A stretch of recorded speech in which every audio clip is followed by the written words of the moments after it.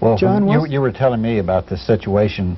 I don't know whether it was you were in Cuba or a friend was in Cuba when the word came down to cover it. Yeah, a friend of mine, an acquaintance of mine that I've met since I got out of the CIA, was passing through town, and he had been there covering the Non-Aligned Nations Conference. He was a writer or a reporter? He is a writer, yes, working on a magazine in Washington, a controversial magazine, but he was there as a reporter with the reporters covering the conference. They got, the various reporters got instructions from their offices in Washington and New York to find out about the Soviets in Cuba. And they sent back messages, according to him, all of them saying, you've got to be kidding. This has got to be some kind of a grand put-on. And they got terse messages back from their headquarters saying, it's the big story of right now. Do it. Find out about the Soviets in Cuba.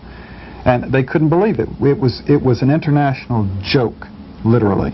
Now, well, let's back up a big step and note what nobody brought out, and they certainly could have, and that's that the subject, the issue of Soviet troops in Cuba was a spin-off, an evolution of a CIA operation to disrupt and manipulate the Non-Aligned Nations Conference.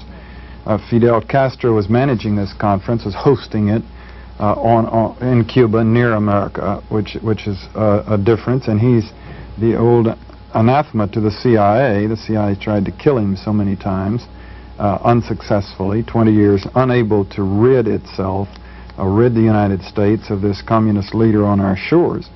And this year, the Non-Aligned Nations Conference is meeting in Havana, hosted by Castro. The CIA went all out.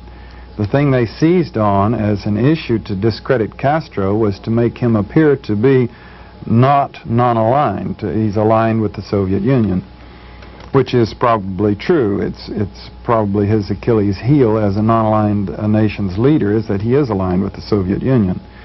How better could the CIA bring this out than to make a big issue of Soviet troops in Cuba? And it's been leaked out. If you read these various articles in Time magazine and the New York Times and the Washington Post and elsewhere, you notice that it is admitted that the CIA was working with the National Security Council, the National Security Advisor, Brzezinski, on the subject of the conference, the upcoming conference. And they did seize on the presence of Soviet troops in Cuba as an issue. And exactly during the conference, they make this dramatic announcement of Soviet troops in Cuba. Now, what is brought out in bits and pieces, but not very well, by the media in covering this, by the statements that were quoted, is that there was no threatening Soviet presence in Cuba. No one at any point pretended that the U.S. national security was being jeopardized by a Soviet force that could invade Florida or Puerto Rico or anywhere else. It was a trivial 2,000 men, approximately. A lot of semantics were played on whether or not they were combat troops. Well, I would react by saying that they were, in fact, combat troops, but combat troops are also instructors, so the Soviets may be telling the truth there. But they're infantry troops, but they are not assault troops. Even President Carter, in one of his speeches, admitted this. They do not have the delivery capability, the ships, airplanes, helicopters, however, to move from Cuba to Florida or Puerto Rico or somewhere else. They're not assault troops. They don't have an aggressive posture or capability. They don't have the weapons that would go with an assault unit. The press dramatized this issue by talking, and you notice these commentators, the drama that they would get in their voices, where they would say, Soviet troops in Cuba, you know, and it makes you want to sit up and get nervous. If they had said this tiny Soviet force in Cuba every time they brought it up, or something like that, it would have put it into its true perspective. Something else? Well, John, do you think they manufactured the story then?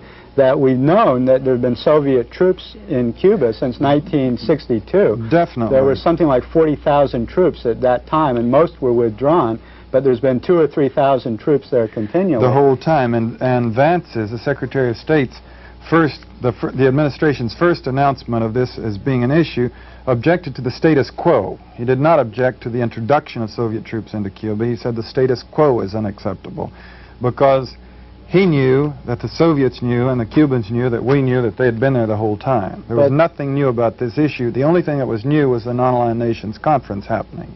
Right, but did the media adequately point out that no new Russian troops were actually recently placed in Cuba?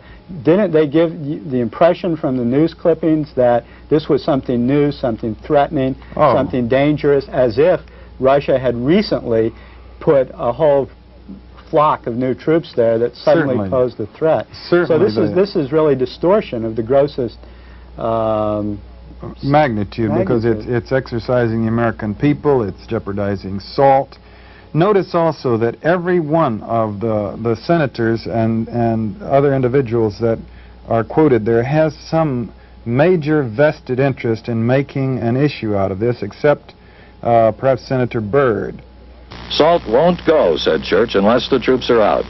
And presidential hopeful Baker said he won't be able to remain silent if the troops aren't out soon. Now, he either has the guts to do something about it or he doesn't.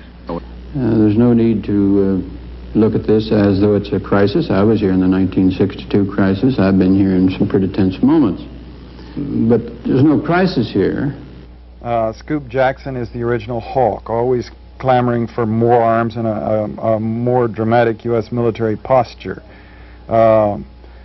Baker, of course, and Goldwater, traditionally critics of the Democratic administration.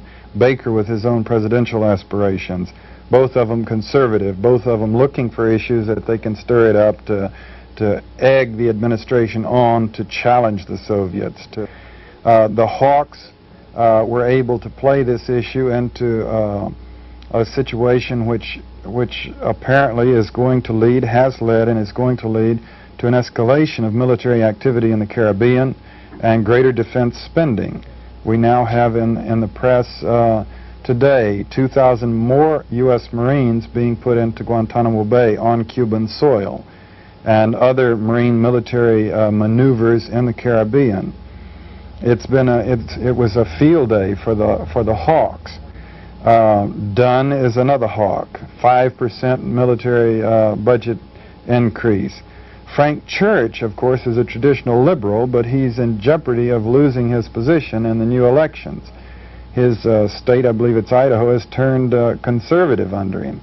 And so he was back when this was launched. He was advised of it over a scrambled telephone while he was back in Idaho campaigning.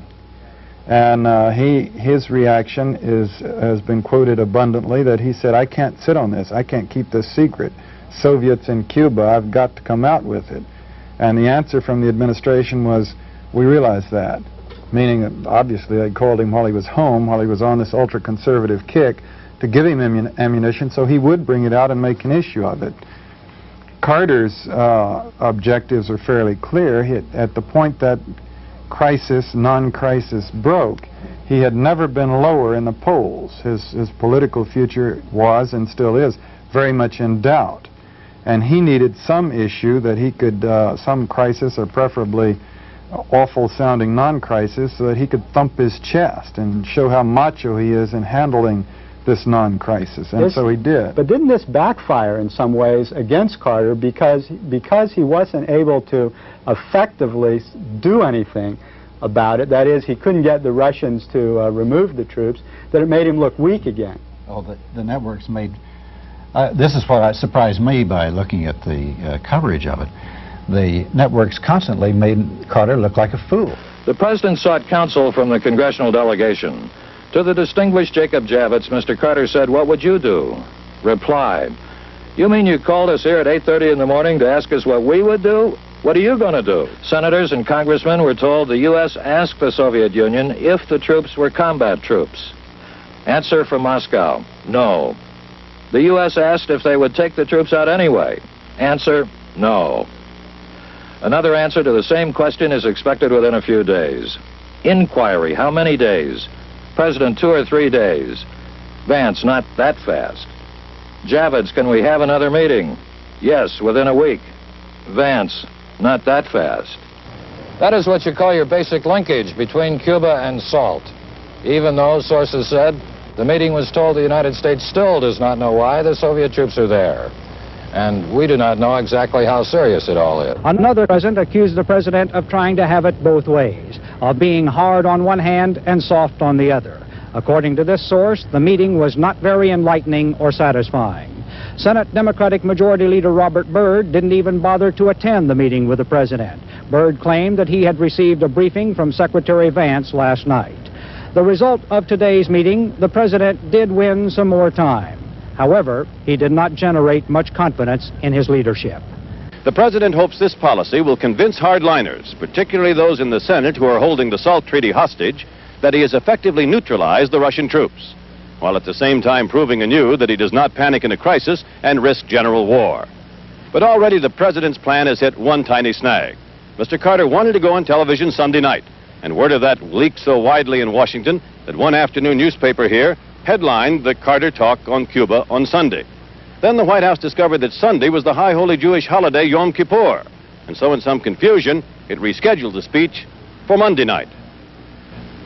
Sam Donaldson, ABC News, the White House. He gave a lot of TV network coverage to Connolly and Baker and these right-wing Republicans attacking Carter for being soft. So I think Carter really lost politically on this one. Also, after the speech that Carter made, where he outlined his plan, immediately the headlines on the 10 o'clock news were Russian troops to stay in Cuba, as if Carter had not really done anything and had therefore failed to be a strong leader. Well, isn't there a certain justice in that, though? Because this whole thing started with an operation Brzezinski and the CIA juned up to embarrass Cuba and the Soviets. And but they worked for President Carter. The CIA is part of the White House, and Carter permitted it, apparently encouraged it to be brought out and made public and made into an international issue. And in that sense, it's backfiring on him as a certain amount of justice. He had Secretary Vance make the statements and make an issue out of it, throw the gauntlet down, say the status quo is unacceptable.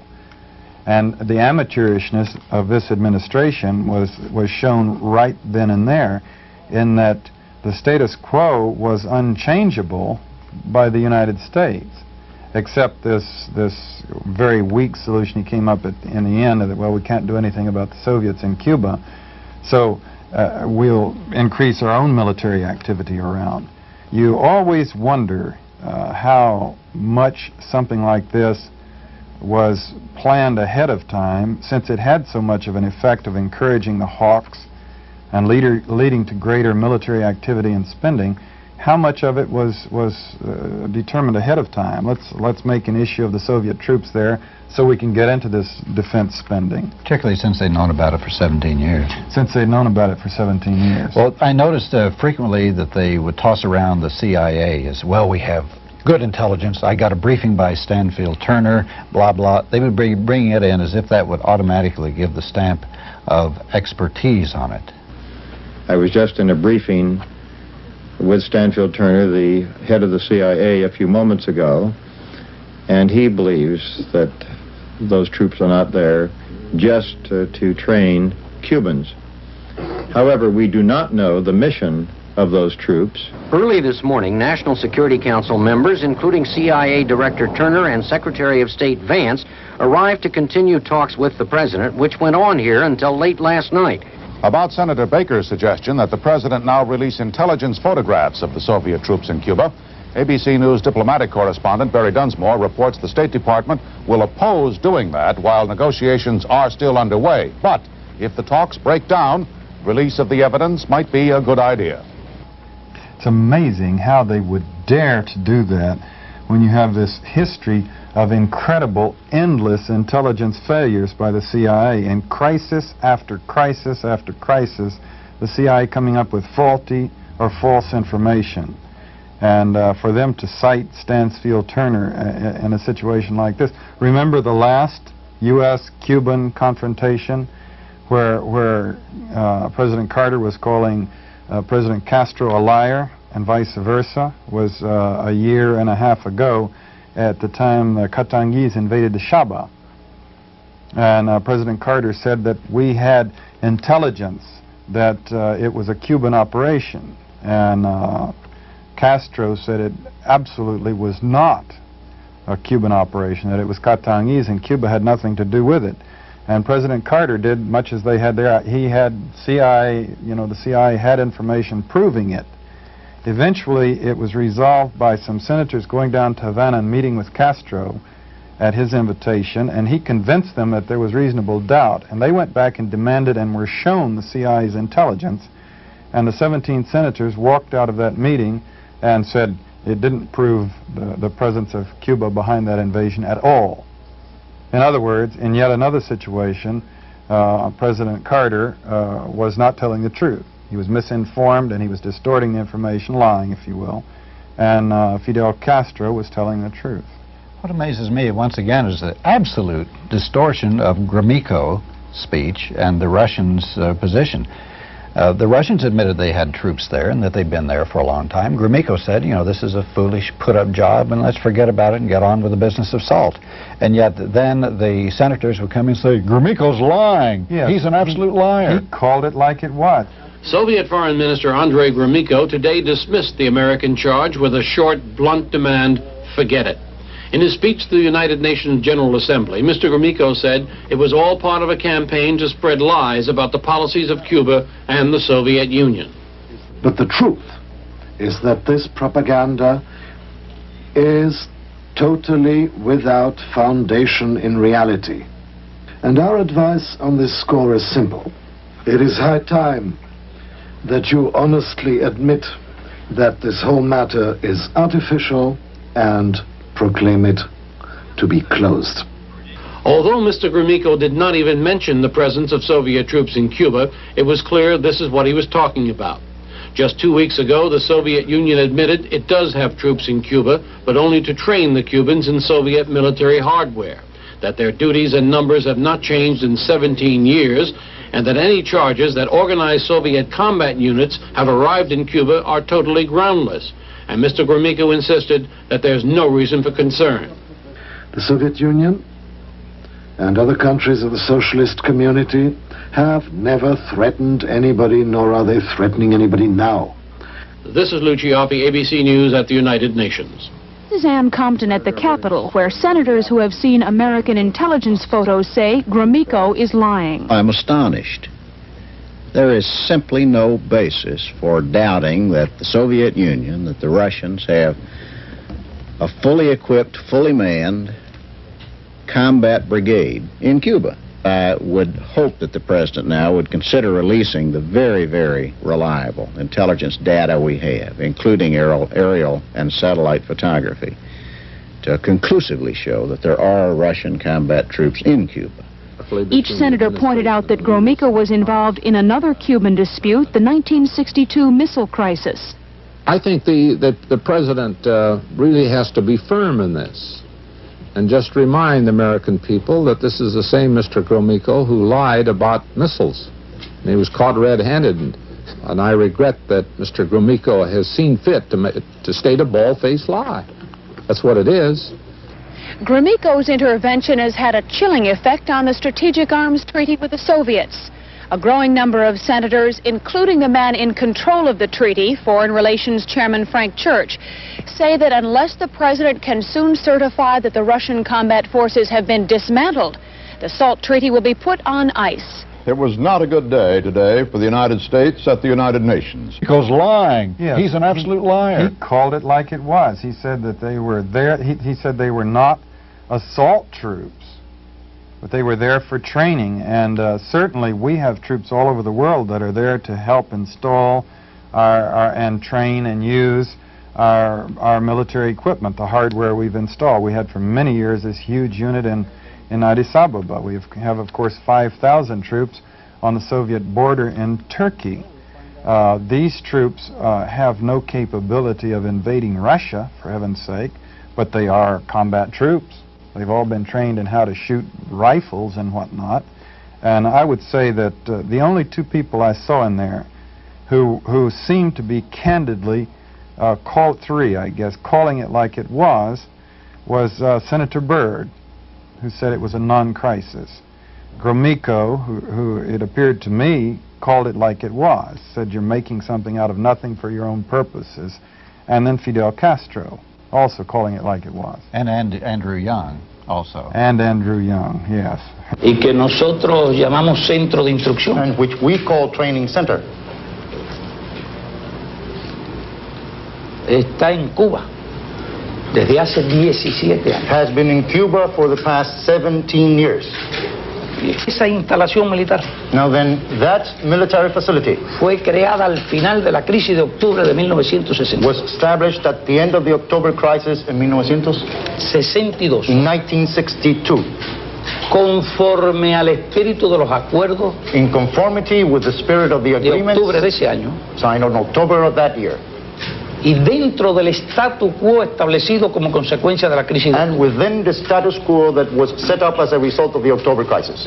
Why has he brought this problem to the light now to create this situation? Porque el hecho de que esté en crisis la Because reelección the de Carter fact that Carter's situation is in a crisis no le da derecho a poner en does crisis not give him the la right paz. to place peace into a crisis. Y yo pienso que la actuación de Carter en And I relación believe a este problema that Carter's behavior concerning this problem ha sido deshonesta, has been dishonest, ha sido insincera, has been insincere, ha sido inmoral has been immoral, y ha estado engañando a la opinión and has pública been mundial deceiving the world public opinion y a la opinión pública de Estados Unidos. and the U.S. public opinion.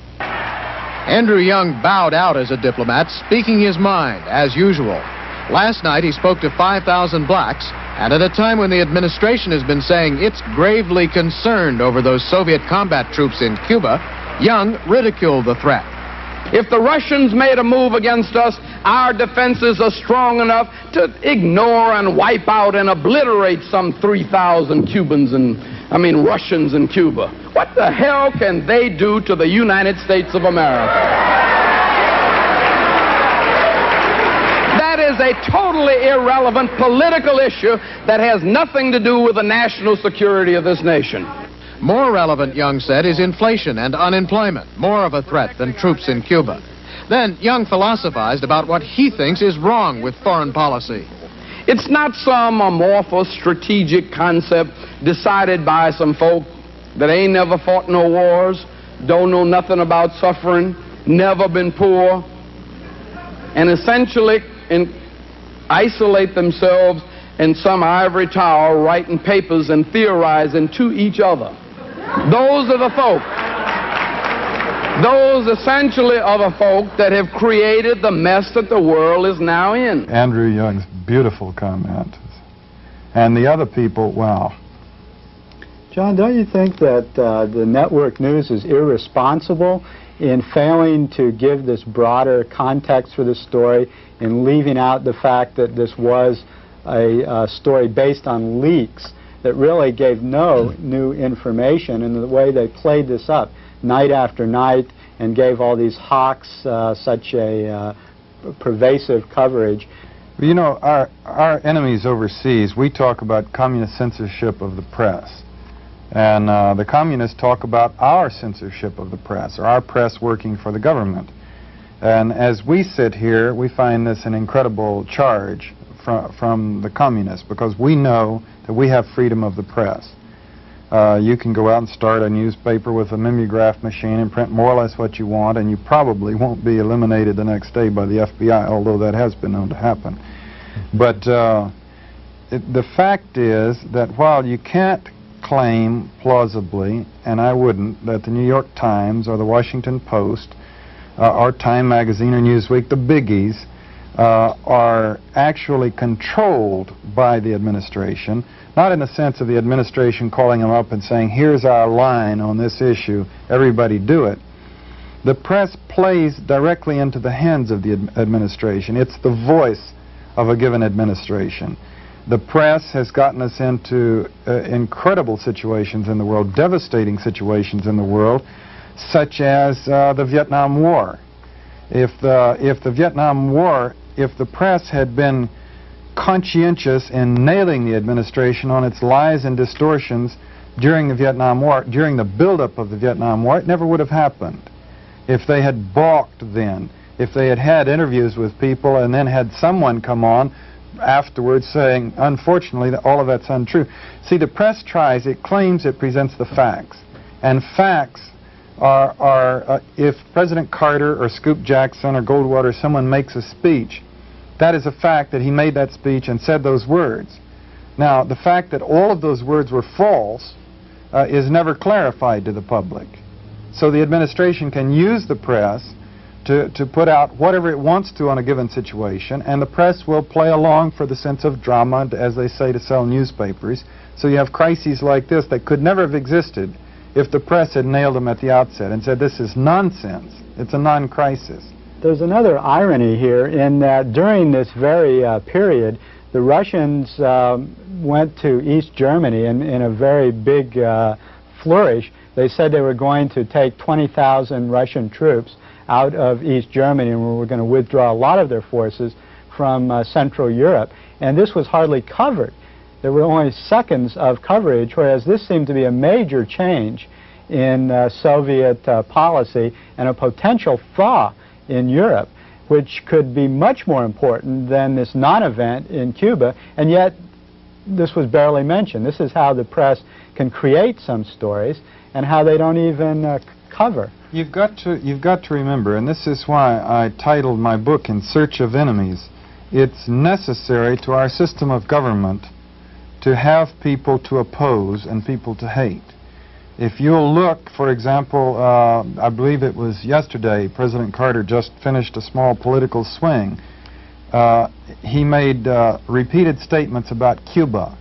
Cuba's aggressive posture, Cuba's military, Cuba being the most militarized country in the world, etc.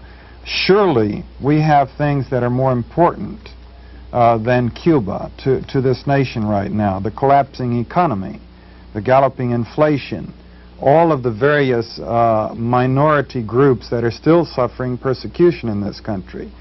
Nevertheless, he focuses on Cuba and makes them into an enemy which they have no desire to be, so that we've got somebody to hate, to oppose, so that we've got an excuse to thump our chest and build up our military machine. And he's doing this, obviously, as a major element in his presidential campaign.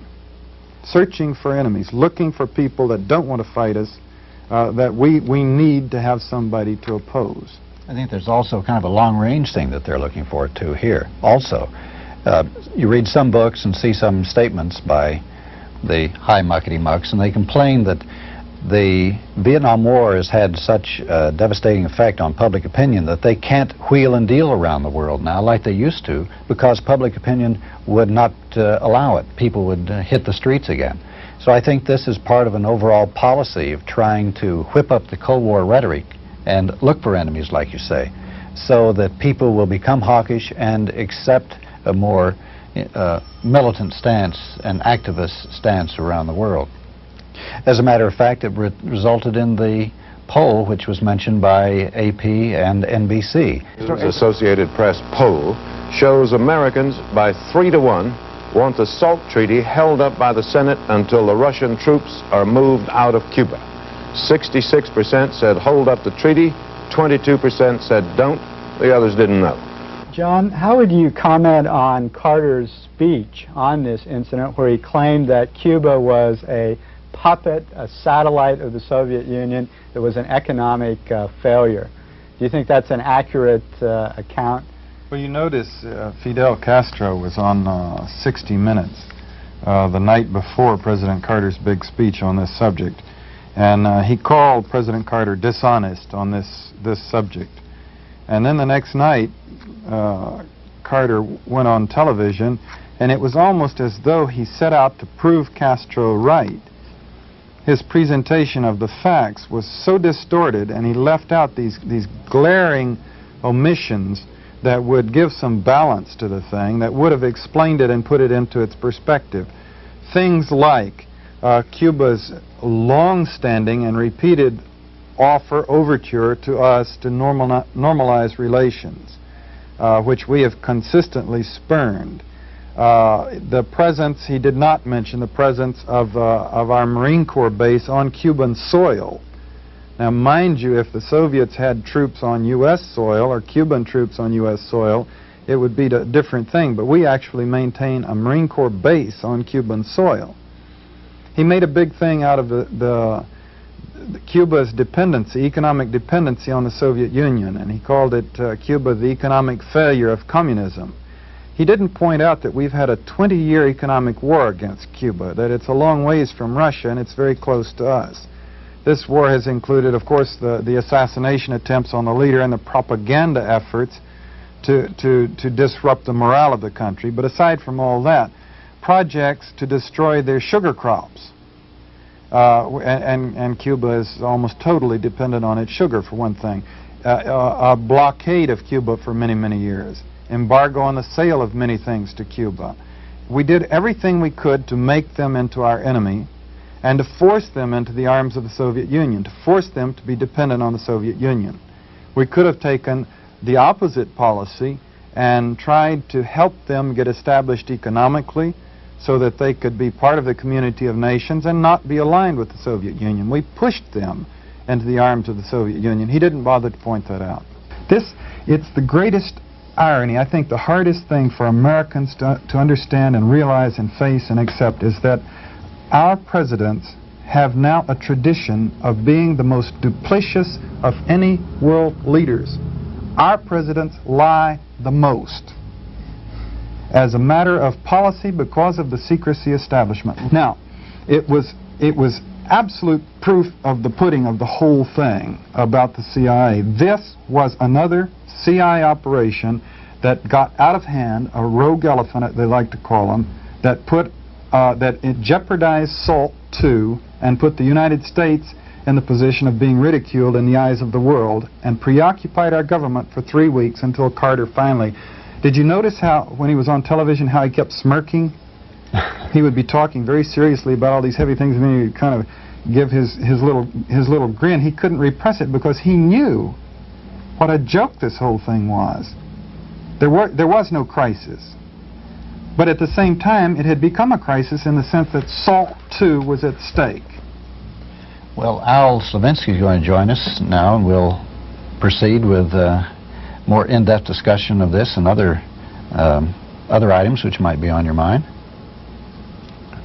It's clear to me this is a pseudo-issue, but I'm not clear of how the CIA is behind this. Okay. You have to read between the lines only a little bit to understand the CIA's role, because it has been stated in the last few weeks. I would be more alert to what these statements meant, having been part of these things before. But every 3 years, there's the Non-Aligned Nations Conference. And every 3 years, 9 months before the conference, the CIA mounts a massive operation to discredit, disrupt, and manipulate this conference. In 1970, the big issue was China was trying to get into the United Nations. And we were leaning in the direction of talking directly to China. But the thrust of the Non-Aligned Nations Conference operation was to get all of the delegates possible to oppose endorsing the entry of China into the United Nations. I was involved in that one. I had an agent who was an intellectual third world figure, who was an official in his government who could go to this conference. And so I was leaned on by headquarters. Every station, CIA station in the world gets these cables saying, not just do you have anyone who would go, but they go through your files back at headquarters and find out what agents you have and come in and say, send in our intellect to this place and tell him what to say. And I got out my agent and leaned on him and said, this is the line you've got to take vis-a-vis China. And he said, wait a minute. He said, wait a minute. He said, my country is very poor. We need China. We need a relation with China. You're ordering me to sabotage my country's interests for one of your political ploys when everybody can see that the United States is in the process of going to bed with China in her own economic interest. He said, how can I do that? And ours, too. Yeah. And so I went back to headquarters and said that he was not responsive. And so they sort of put an X on how well he stood as a disciplined agent and wrote, little things about, I didn't have complete control of all my agents. Well, we shouldn't really dismiss the Cuban thing as being a Mickey Mouse situation. Well, because here's what happened. There's going to be an increase in defense spending because of it. There's going to be increased military presence. It has turned out it's a tempest in a teapot, but it jeopardized SALT. I think that'll blow over and people get over that. But it has wound up when we were moving in the direction of support for SALT and a reduction of strategic weapons and military posturing. That's what these treaties should be about. It has wound up to be a victory for the hawks in the Defense Department and in the CIA as well. And also, this is kind of reminiscent of the days when Hoover would create a threat and go out and stomp it down and get more money from Congress in the process. Isn't the CIA doing the same thing? Exactly, although I don't, knowing them as I feel I do, as I did and I believe I still do, I don't think that they have enough mind about, there's enough of an intellect driving what they do. They always have these non-aligned nations conference. This time it's a biggie because it's in Cuba and it's the old CIA nemesis. Castro is running it. This is the man the CIA tried 8 times to kill. He's tried to destroy Cuba's sugar crops and whatnot. The CIA's forced him to be totally dependent on the Soviet Union economically. And he has stuck his finger in the CIA's eye over the years, time and time again, and gotten away with it. And he's doing it again 90 miles from our own shores. So the CIA was obviously incensed. And by that, when you say CIA in that context, you mean the intelligence establishment. Because there are people who don't work in the language, like Zbigniew Brzezinski, for example, that don't work in the CIA, but they're part of the same complex. And it's been admitted by the White House that Brzezinski met with the CIA, 40 committee meetings, or the Operations Advisory Group meetings with the CIA director, and ordered the CIA to focus on Cuba and focus on their vulnerabilities and focus on Soviets in Cuba. And they admitted that this began last March. And so they focused on their operation to discredit Castro. I believe that the CIA is a moral tragedy, and that it's discredited the United States, and that it should be closed down. That we should revert to openness and telling it like it is and telling the truth to people. I think secrecy doesn't work. I think it masks and provides a cover for people to do things which would definitely be unacceptable to the society at large. There's nothing they do that is forthright, positive, that you can stand up in church or wherever you go and say, this is what I did last week and I'm proud of it. Overseas, it's all. You're a secret operative. That means your existence there is a lie. You're pretending to be a diplomat or a scholar or something which you're not. You're getting information covertly, and that means, we have diplomats in these countries who talk to people endlessly. If the information is overtly available, they will get it. You're there to bribe and to induce people to be spies, to commit treason. And you're also there to instigate activities, meaning subversion. Now, these are heavy crimes in every country in the world, normally punishable by death. This is what the CIA does. The mass media been open and willing to discuss your more radical ideas about abolishing the CIA? Are they willing to debate this? Last time I talked to you on the phone, you were talking about a letter that you'd written to the New York Times, or a column for the op-ed page about the abolition of the CIA. Did they ever publish that? No. The initial reaction of the press and the mass media to me was quite good. Mm-hmm. I would say there was 98 or 99% favorable. The one exception was the Washington Post, which is a conspicuously Washington establishment newspaper and very close to the CIA. But since the initial impact of publicity of who is John Stockwell and what does he have to say, simultaneously as the months have tracked, there's been a change in the stance of our government, our establishment, including our press establishment, responding to President Carter's line and Vice President Mondale's line and Admiral Turner's lobbying to get off the CIA's back and permit it to get back to work. And this is very conspicuous if you read the editorial sections of the Washington Post and the New York Times and Time Magazine and Newsweek. It's not a covert, subtle thing. They're coming out and saying it. Let's get off the CIA's back and let them get back to work. Well, of course, work, for the CIA is heinous crimes against humanity. That's their function. Doesn't this show something very disturbing, and that is how the mass media and the political establishment go along with these CIA games, that they're dupes, or are they willing accomplices? How do you read the role of the media? I was complaining about exactly this just a couple of days ago to a friend of mine on the New York Times and another friend on the Washington Post on the long-distance telephone, pointing out that our press has accepted a stance which makes it sort of the willing participant in such government misdeeds and ploys and blunders. What the press does essentially is they try to report facts. There are obvious biases and whatnot, but essentially they report facts. If President Carter makes a speech, it's a fact that he made a speech. And it's a fact that he said this, that, or the other. The fact that everything he said is a lie, the press doesn't take it as their responsibility to point that out.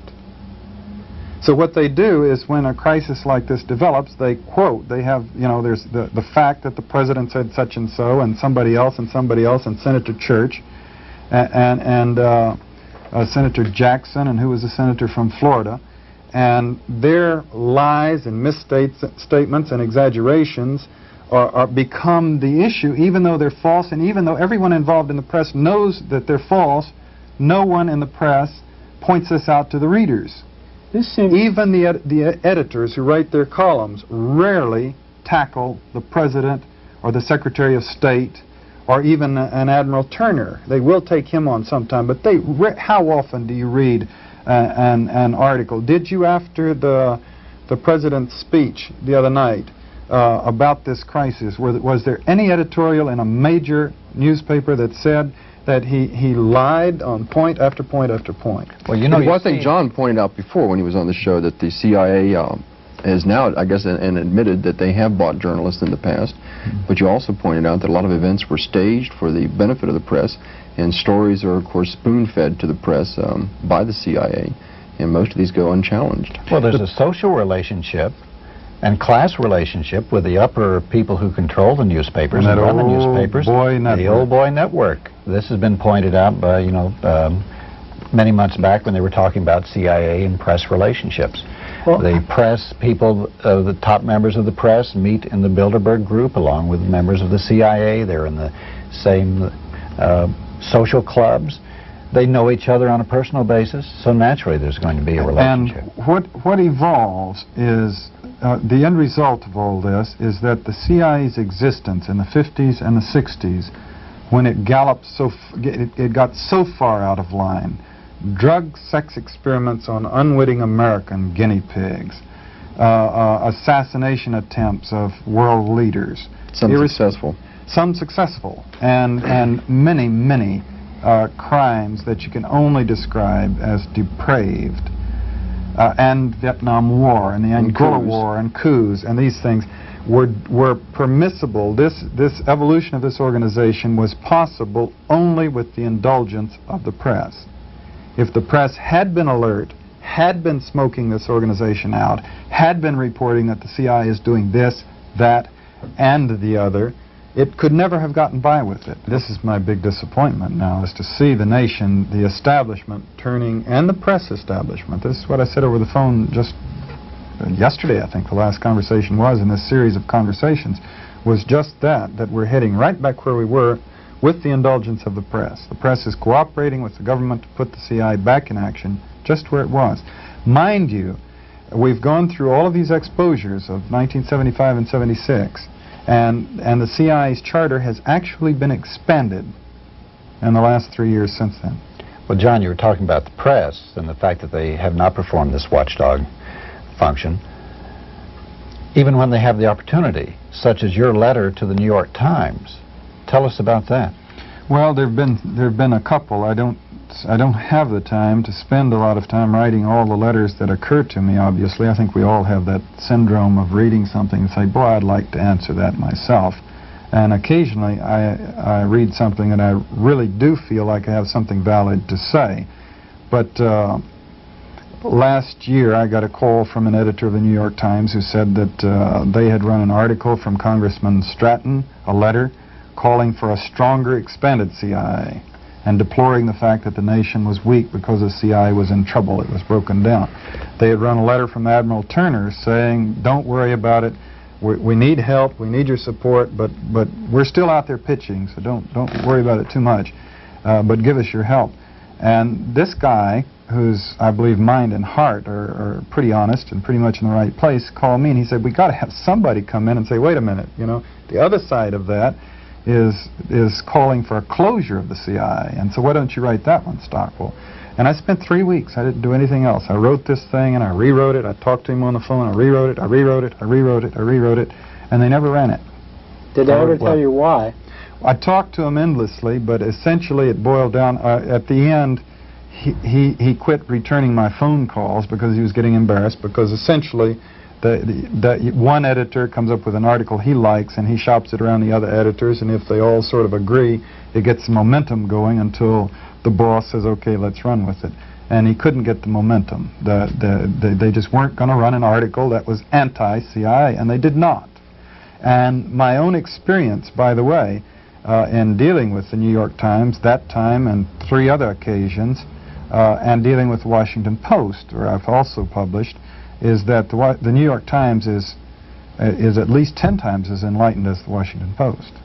Well, this most recent letter, which you wrote to the New York Times, also reveals the same type of thinking. You wrote to them about the Cuban situation, did you not? Yes, I wrote to him about the Cuban situation, and I must admit this time I was wiser and more experienced, and also the editor that I was talking to was quite candid with me and quite straightforward, and he told me the reasons quite promptly why they couldn't run it. It was very frustrating to me because I thought it should be run, and he would say he agreed, and then he would say, but it's not going to run.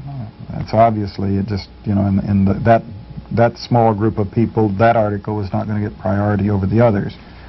But the same principle is that no one has pointed out in an international organ, a Western international organ, that this thing started with a CIA operation which got out of hand. It was a little bit more successful than the CIA ever dreamed. And politics. We're not playing with little secret operations that affect no one. Our economic problems now are greatly tied to this $165 billion disaster in Vietnam. That was a CIA operation for at least 7 years before we began an overt military campaign. The CIA was deeply involved in a secret war in Southeast Asia and trying to get the United States government involved. The first whistleblower was a gentleman named Paul Sakwa, who was not, because of the mood of the nation and the press and whatnot, was not given an audience. He did not succeed in speaking out. He didn't have quite whatever it takes to write a book and get it published, but he resigned his job in the early 60s in protest over the CIA's efforts to lobby, to bullshit the American public about what was happening in Vietnam. And he quit because the station in Saigon was putting out false information, consciously discussing their ploys to lobby to get the Americans to wake up to the threat and do, quote, the right thing. The CIA, remember, has published, by then it had published a couple of thousand English language books, that means for American consumption, that were secretly published by the CIA, paying someone to write a book. And many of those books at that time were about Vietnam. In Angola, we would not have had that war, I warrant, if there had been public debate. You had Henry Kissinger and Bill Colby of the CIA wanted this war. And they got it because they were able to do it in secrecy. They lied to the Senate in order to get it done. The American interests that were in Angola were significant. You had Gulf Oil and Boeing doing business with the Angolan government. They were not permitted to vote, to discuss, to participate in the decision to go to war in Angola. They were distressed when it happened, when they found out. They were put out of business temporarily by this secret war. The American churches had extensive missionary organizations inside Angola, and they were not permitted to participate in the decision to go into Angola. And of course the American scholars who were working in Angola, traveling the exchanges, they were not permitted to participate. You had 2 individuals engineer this war who had never been to Angola, and one of them had never set foot in Africa in his life. Neither of them were Africanists even, and they engineered a war and got it done because of secrecy. You know, I watch on things like this Tom Snyder show on NBC where the Turner is on and given national prime time to say that people who attack the CIA like Stockwell and others, Bill Shapp and others, are un-American. They're traitors, was his word, and his eyes glinted while he said that. And that's you know, Admiral who Turner, is America? Admiral Turner, the director of the CIA. Now, who is American? Turner insists on secrecy, and he's lobbying for laws to put people like me in jail for going to the American people and telling what we've done in America's name with America's tax dollars. And I ask you, who is American? Who is the traitor to the American system? The John Stockwells and Frank Snepps and others who are exercising the American principle of participating, of working together to discuss what our country is doing and try to influence it. Lord knows, I might be wrong in my position towards Angola or any position in the world, but it's the American process to stand up and thrash it